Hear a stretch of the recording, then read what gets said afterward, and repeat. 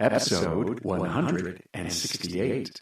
I think the biggest industry problem is the lack of people willing to invest in themselves to get training. It's investing in yourself that allows you to grow and allows you to become better. And that doesn't matter, what industry you're in, I think.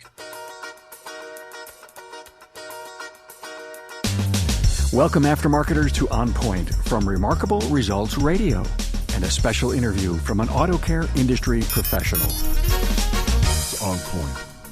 Hey, aftermarketers, you're listening to the Remarkable Results Radio podcast with Carm Capriato.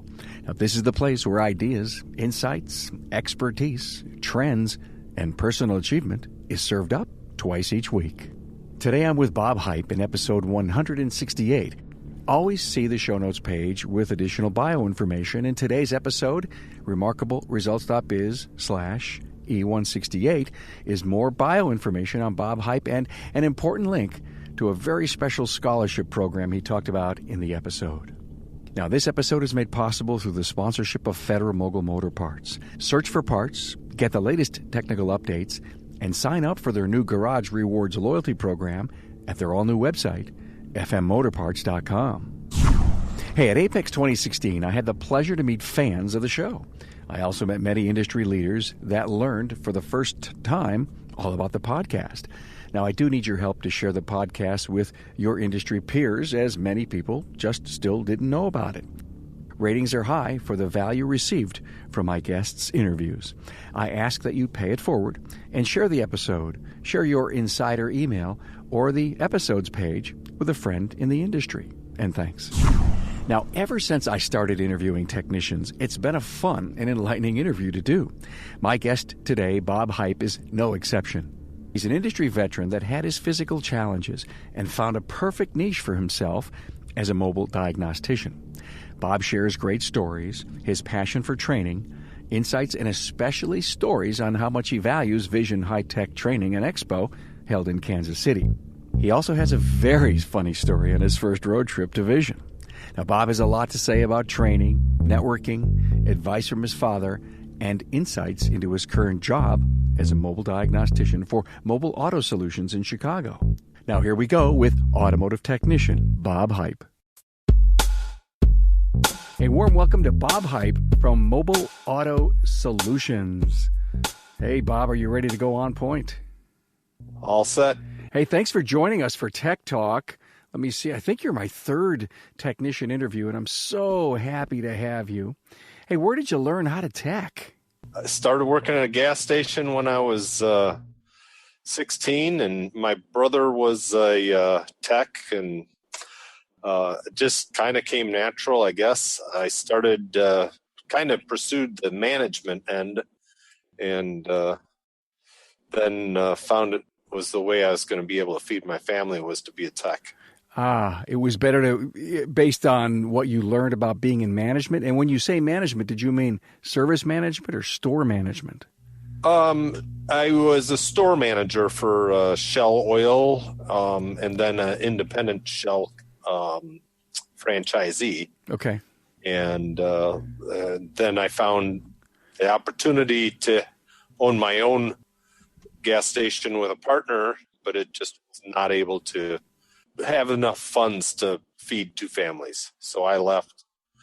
I found I had a fairly natural ability to work on vehicles and diagnose stuff. And so I kind of hunted and pecked for a while, changed jobs a number of times, and was able to land in a spot where one shop was able to take my abilities and make them grow. Now, when you say you have evolved, you evolved by working as a tech in brick and mortar because now you're working mobile diagnostics. Correct. And so how did the evolution of becoming a diagnostic tech and then you saying, hey, I'm going to go out on the road? I learned to be a diagnostic tech versus just changing parts and kind of the heavy guy. I would do everything. So the heavy work was there as well as the diagnostics. And part of the problems that come with technicians is as you get older, your body starts to fail. My failure was herniating a disc in my neck. And that made me look at the options of what do I need to do. And I was looking to possibly go into service writing. And I was contacted via LinkedIn by my current employer. He was fishing. He said, "Hey, I'm looking for a tech. If you know anybody, can you send them my way?" Put my radar up. It happened to be that I was looking for something. This was intriguing. So I contacted him after I talked to some other people I know in the industry and said, "Who the hell is this guy?" Right. That was a little over 4 years ago. It was a rocky start. It took us probably 2 months to come up with an agreement between the two of us because he was a one-man operation. He was looking to protect his operation. So we hashed out some non-competes and that kind of a thing and made it work for both of us. You were the second truck that he took on? Yeah, I'm the second truck, and he basically hired me in the capacity of, I'm hoping this company is going to get legs and grow, and that you will be in a managerial position where when the owner's gone or needs to be doing other things, I can step in and fill his shoes doing dispatching, customer relations, whatever is needed to be done. And are you doing that? Yes. Good. Well, let's pay homage to the owner. What's his name? The owner's name is Kevin DeVito. Okay. He's a rock star. He's 31 years old and has built a company in the last 6 or 7 years that rivals companies that have been around for decades. So what's fun about your job? What's fun about my job is I get to go and meet lots of different people from all sorts of different walks of life. And I get new challenges every day between the people and the cars. So I might walk in and one shop might be a difficult customer or a really, really good customer and lots of fun, or vice versa. It might walk in and have a car that is just beating me down, and I love to have a mental challenge. Got it. Sometimes I wish that it wasn't quite as mentally challenged when I'm in the deep, dark angst of fixing it. But you just don't want to give them up, do you? Right. Yeah. It's one of those things. You just that was the big thing as far as when I was looking to go into service writing, because my body's starting to fail and I can't do the physical end of the mechanical job anymore. This was okay. Now I get to do the vehicle end as a tech, but I also get to not have to worry about my body, and I get both the service writing end, where I get to deal with customers and build relationships and that kind of a thing. So do you wear a lab coat and rubber gloves? Well, we wear rubber gloves if we're working on hybrids. That would be true. Well, did you ever think that you'd be doing just diagnostic work? No. I know people across the country, into Canada, and the reality is there's not very many shops that can afford to have a guy just do diagnostics. They're very few and far between.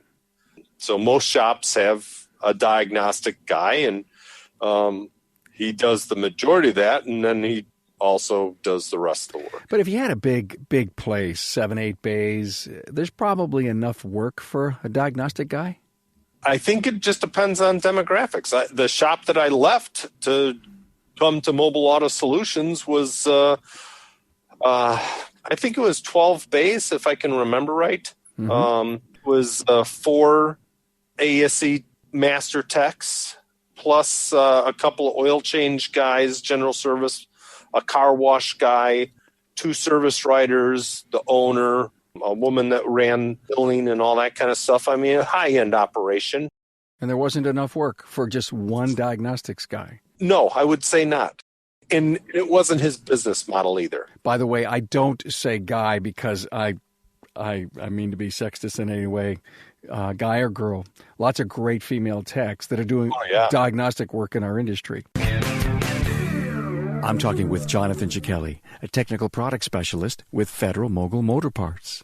So, Jonathan, how does a service professional get the Guru on the Go van to their shop? There's a couple ways. We do what we call cold calls, where we go around and just visit shops based on geographics. And there's also times where we team up with outside sales reps from other parts distributors and visit the shops on that basis. So I love this. You pull into a shop on a cold call, they see the van, and they're probably excited to see you. Yeah. I've had a couple shops where they've actually have already heard of the Gurus via Facebook or social media. So when I show up, they've already been signed up and taken online classes, and now that the van's there, it's really easy to book a lunch and learn. So you're really an extension of the Garage Guru training centers. Yes, absolutely. So you're all done with your lunch and learn. You spend 45 minutes to an hour. Probably that's all you can really get from a busy, busy shop. What are the technicians saying about your shop visit? Oh, they love it. They thank me, every second I'm walking out the door and just can't wait for me to come back again. Federal Mogul Motor Parts' Garage Gurus is your go-to source for the vehicle training, technology, and answers you need to keep your next job on track.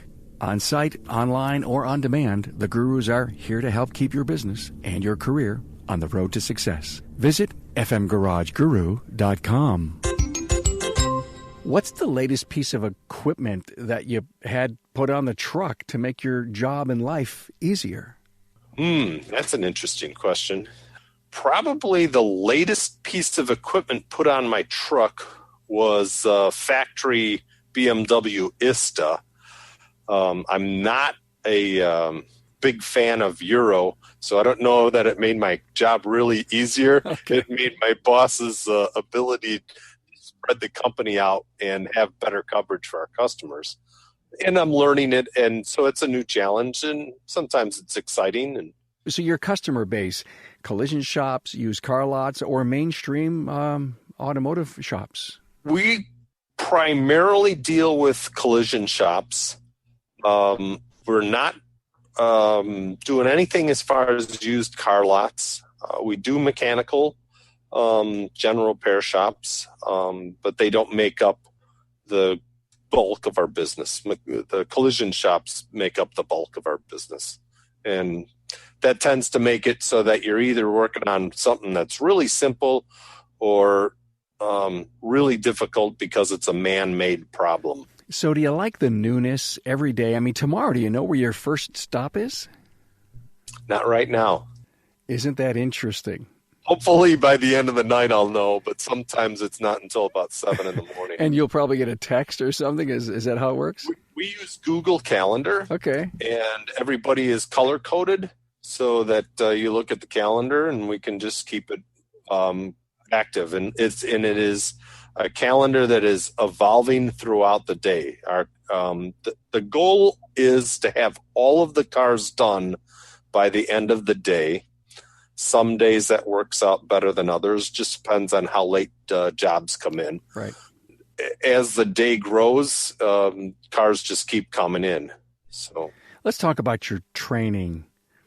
Does Mr. DeVito offer it up? Do you go it on your own? Let's get into it.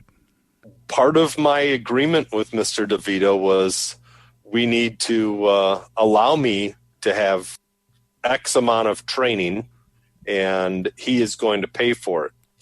And he was not too excited about that part of the deal because he felt that because of the newness of what we do, I mean, we work on 2017s in, I think, June. I think 2016's last year we worked on them in May. So we're really doing cars that usually only the dealers see. And he felt that with that, how is any of the training that's available aftermarket going to be relative? And I said, well, this is the guy I want to go ahead and have training from, and I think that you should go check him out so you understand why. And now the whole company goes to these training seminars. It's not mandated, but it is highly suggested. And who's that person? I don't know if you've ever heard of him. He's an unknown guy named John Thornton. Right, he's unknown. Sure he is. Why do I know that name? Hey, by the way, John, if you're listening to this, you know I want to have you on the podcast. So, John, please come on and just talk to us. So, your training, how many hours a year do you think you're getting? In reality, it's nowhere near probably what most people would want. I'm probably less than 20 hours in reality. Less than 20. Do you use any kind of internet-based site to help you through? We use factory service information sites. Okay. We've got a subscription to aftermarket databases as well. So, and if we need it, we buy it. So the best automotive training seminars that if you went to a group, I think you told me on the phone you've been to Vision. Yes. And that was, in our pre-call, an excellent story. And I got to have you share it. So the first time I was ever able to make it to Vision, I'd heard going to Mr. Thornton's classes this, not sales pitch, but this is the place to go for other training type of a thing. So I was working at it, and I talked to my employers. I was talking to friends of mine. Kansas is about 8 hours away. And so I was trying to find somebody I could drive with. And I happened to see Mr. Thornton at a training class that he was attending. And I said, hey, John, I think I'm going to make it to Vision. I'm working on these guys. I think I got a couple of guys that are going to drive out with me. And John said, hey, Bob, if those don't work out, you can drive with me. And I was pretty I can't believe that this offer has been made. And I went back to my employers and said, hey, if these other guys fall through, I can go with John. And my employers said, forget those other guys, just go with John. It's a great story now. It's a great story on how you got to hook up with John. Who else was in the car? That was the part that was the unknown when I got there. And in the car was another trainer by the name of Ken Zanders. Another guy that I had never met. I'd met Ken once before. But another guy that I had not met was Dan Baumhart, who was at that time a technician shop owner. Now he works for AES. And he's been on the show before. Dan has, representing ASC. Okay. Yeah, and then the ever popular Matt Fanslow. And yes, and Matt started off our technician interviews. Yes, he did. Okay, so you were with Matt, Ken, Dan, and John? Right. Oof. Okay. And so I chose to sit in the back and keep my mouth shut because I figured I knew my abilities, and I knew that I was probably the weak link in the truck. So I wanted to hear what these guys were having to say. And so you're talking a lot of automotive technology testosterone, right? Oh yeah, and at that point in my career, I really had John on a pedestal. Whenever you get to meet John, you'll understand he does not want to be on a pedestal, and that's just not his personality. Right. And Dan and Matt have known him for a long time, longer than I have. And Dan is just giving him a world of trouble. And I'm like, this is John Thornton. You don't mess with him. And I just couldn't believe it. And then we get on the road, and Matt Fanzo's got a Tech 2 in his hand, and he's messing with Ken Zanders, turning power on and off, lowering windows. Ken doesn't know what's going on. I know what's going on from the back seat. I'm laughing. John looks over at Matt and says, "Don't mess with the thing while I'm driving." So we're driving down the road, and all of a sudden the thing downshifts. John flips out. He thinks the car's broken because it's a rental. I'm just on the floor because I know Matt. I've never met him, and I know his personality right away. So, I mean, Matt and I hit it off right away. He's a little larger than life. Great story. Thank you for sharing. I mean, there's not many people in our industry, and the thousands that are going to listen to this are just going to go, that sounded like fun. It was, and the fun didn't stop. We got to Vision, and everybody meets in the restaurant after checking in the hotels to have some dinner. And Dan decides to continue his antics, and he's ordering a 10-course meal. And Matt and I we're at that point. We're like young, broke, not knowing what's going on, and we're looking for the cheapest thing on the menu. And Matt and Dan's ordering the most expensive stuff on the planet. God help it if you turn the receipt into work. Well, he's saying that John's going to pay the bill. And he's telling him, but John's going to pay the bill. Dan wanted to pick up the bill himself, but John ended up paying the bill. Oh, boy. And kind of turned the tables on Dan. So it was quite amusing. All right. So it was great to get there and a lot of fun. And I'm sure the ride home was almost just as much fun. Vision itself, is it, if you live within, 8-9 hours from Vision, it's something you got to go to. Vision is an opportunity that I think it's somewhere in the 1,400 to 1,800 technician and shop owners take advantage of every year. And people come, I've met people there from Australia. If you're within 8 hours and you haven't made the trip, it's worth it. I mean, part of the thing about Vision is not only do you go and find fantastic training, you find an amazing trade show with vendors selling stuff at bargain prices. You learn the ability to network with others in the industry that you might not ever have been able to. And that was probably what I learned the most with my trip to Vision the first time. I have friends across the country. How do you stay in touch with them? Pretty much we are all in a Skype group, and not everybody's there every day, but the majority are. And so we're Skyping and trying to help each other out, figuring out what's wrong with cars so that we can all learn from each other. And you see each other, once a year? Are you still going to Vision? Yeah, I still go to Vision, and I'll try and hit some other training events if possible, depending on where they're at and stuff like that, and what my calendar and wife allow. Got it. I understand that part. So what do you need more of?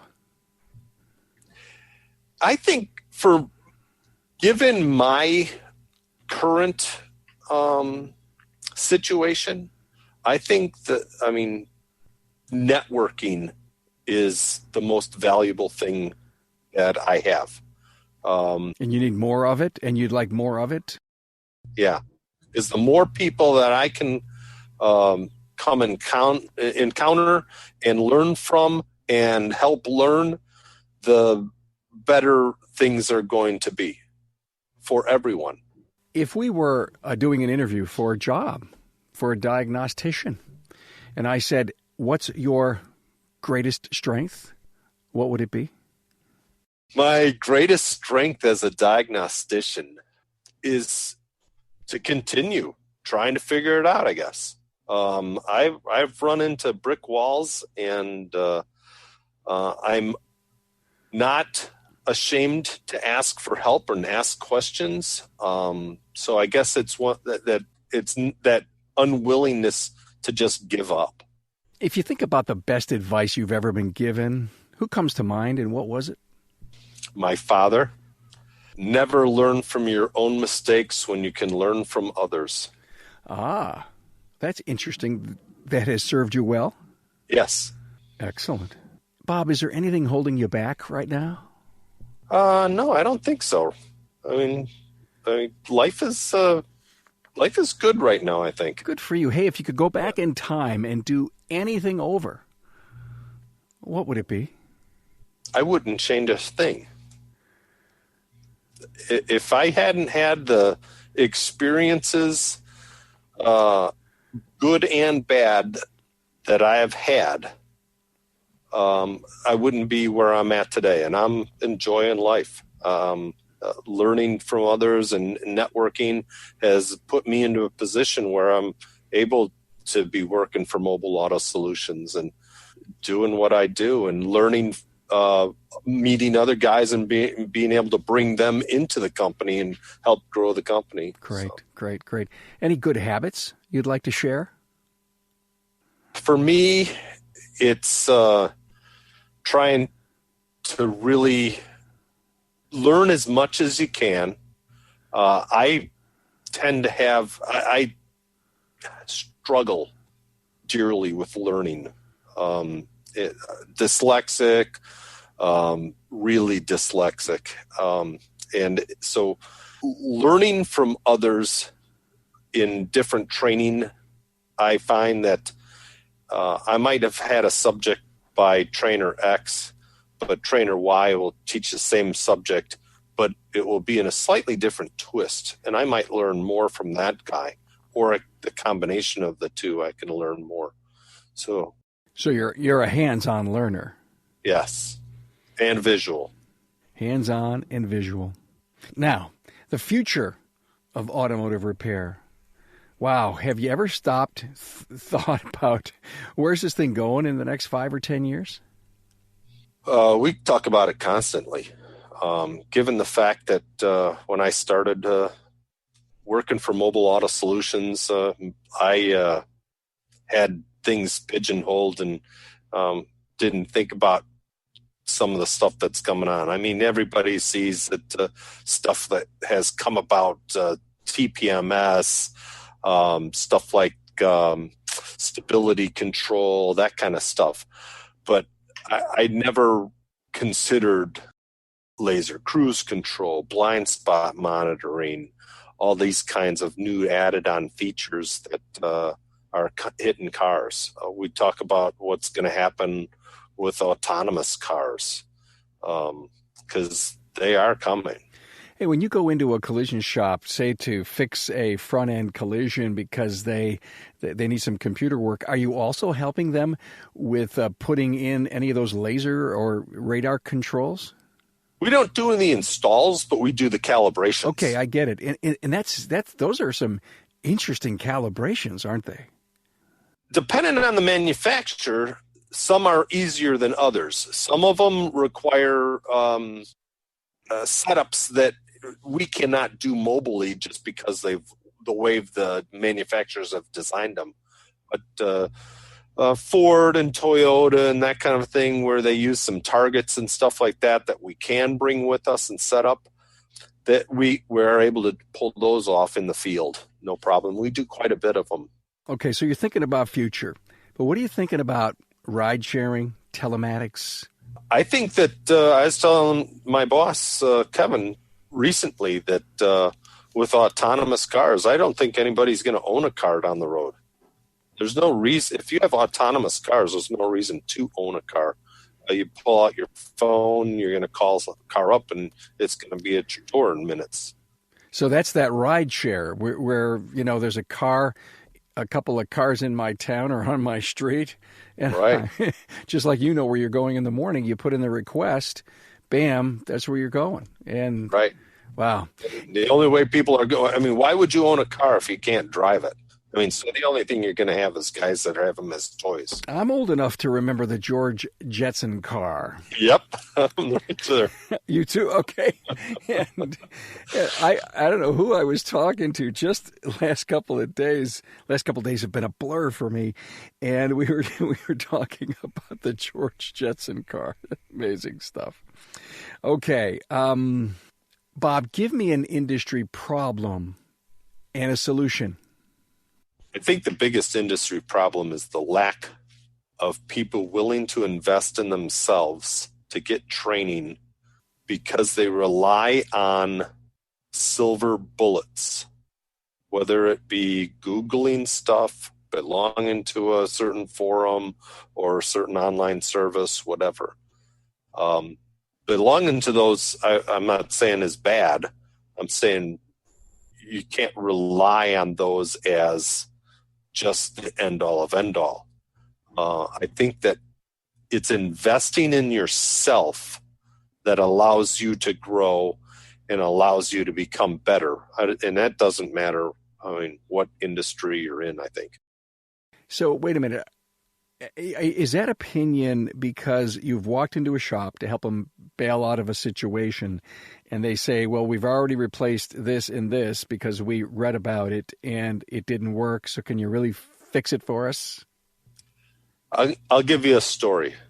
I went into a shop and to look at X problem. And after I had checked that, the guy comes out to me and says, hey, I've got this other car. And it's throwing this code for the catalytic converter.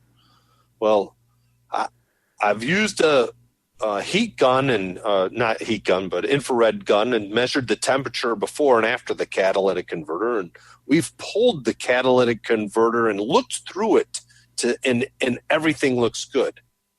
I'm just sitting there with my jaw on the ground because this is not how you fix cars today. This is how you fix cars back in the 80s, maybe. And this is just pure lack of training and understanding. So that's the kind of problems I see. Good story. Where do you see yourself next 5 years? It won't be on a beach. I'm not quite that. Okay, that's a good answer.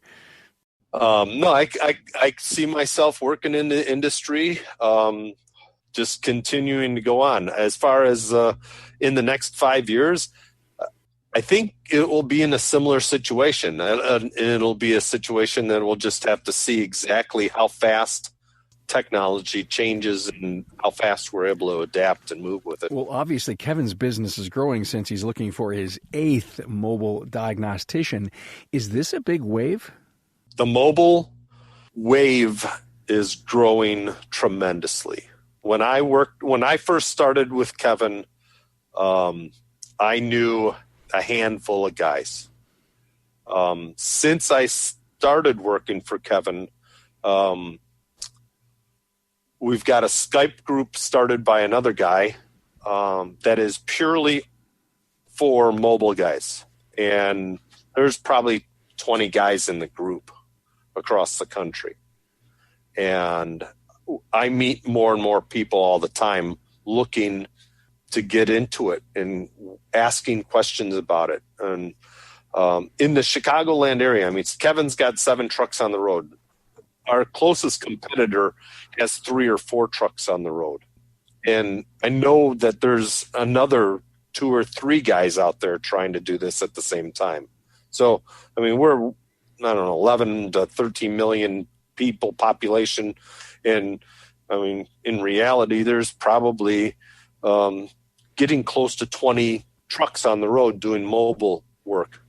I got a friend of mine in Peoria that has 2 trucks on the road, himself and another guy. I mean, that's less than 500,000 population, I believe. So, do you ever see shop owners, brick and mortar shop owners, ever putting out a truck?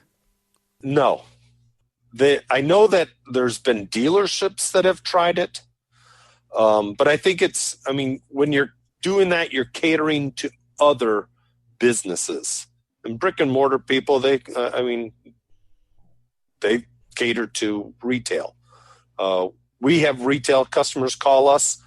We will not do business with them. We are only business to business. We're here to make money and hopefully allow another business to make money.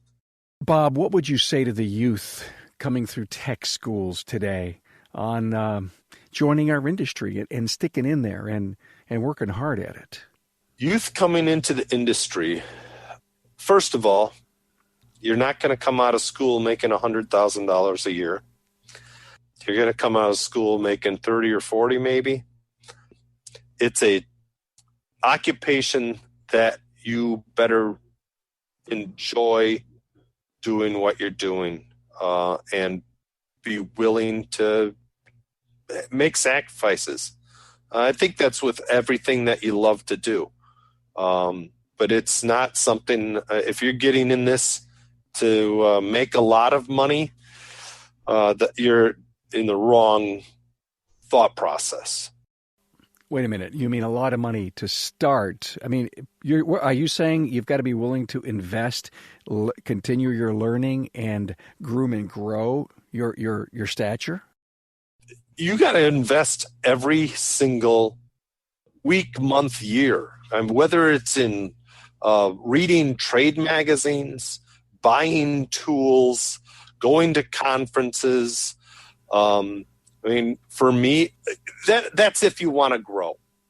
If you're good with busting out tie rods and ball joints, and usually that stuff doesn't change much. But if you want to be challenged as a technician and you want to grow as a person, then you know what? You better not go home and just sit in front of the television and watch the latest whatever program there is. You better be willing to, at some point, lay down a few $1,000s to buy a scanner, and then a few thousand more to buy another scanner, and then a few $1,000s more. Bob, should shops buy tools for their techs? I think that is a double-edged sword, because I think that it's a good idea for the shop to buy the tools, but the shop then needs to have rules or somebody in charge of the tools so that when the next guy grabs the tool, it works. One of the classes I will always remember that I took, a guy says, turn over this sheet of paper, survey, and write down all of the diagnostic tools you own. I don't care about the shop's tools. I want to know the tools you own. And he says, this is not for anybody other than yourself. And when everybody was done, he goes, now look, the difference between those tools and tools the shop owns are, those tools work every time you grab them. They don't have dead batteries. They don't have broken cords. They're maintained. And that's the problem I see with shop tools is people, if you don't own stuff, you don't take care of it the same way.